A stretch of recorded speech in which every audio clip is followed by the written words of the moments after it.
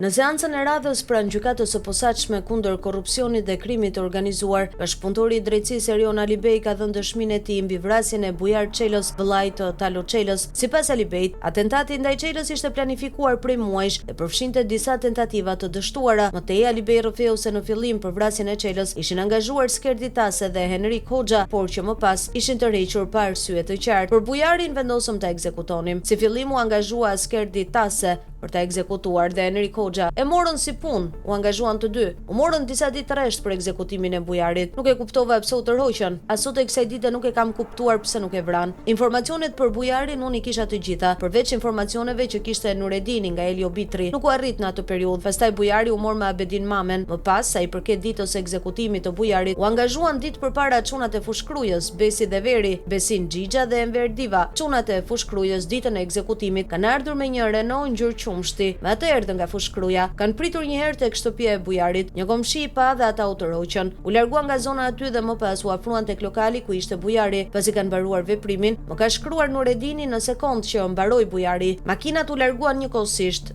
Renault u dogj. Më pas me makinën E-Class shkuan për Fushkruj, tregoi Alibej. Julian Hoxha nga Kafazi akuzoi dëshmitarin se po manipulon procesin dhe sfidoi Alibejn të tregonte për fshirjen e Megi Kilës, për të cilën aludoi se kishin një lidhje dashurie. Tregoje pak si e pyesje Megi Kilën për Emiliano Ramazanin. Pse nuk e përmend Megi Kilën, dashurinë e shekullit? Se për vrasjen e Bujar Çelës, un kam qenë në shtëpi, s'kam lidhje fare me këtë ngjarje. Procesi ynë është i padrejt fare, po manipulohet. Gjyqi zhvillohet si do Nuredin Tumani dhe Erion Alibej. Do të lutem shumë gjyqtare, si flista ime Megi Kilën, më shumë se burg për jetë, nuk keni çfarë më bëni më. Le të mbaroj ai deklarimet se kam unë për të folur për të, deklaroi Hoxha me zë të lartë në sallë. Në fund të seancës Alibej deklaroi gjithashtu se një shumë të konsiderueshme e parash ja kishte dorëzuar Arsem Preçit si pagesë për vrasjet e porositura. Arsem Preçit i dhash 60-70.000 euro. Ai sa më dha Nuredini, nuk e mbaj mend mirë shumën. Ja dhash në një karburant afër Vorës, përfundoi ai.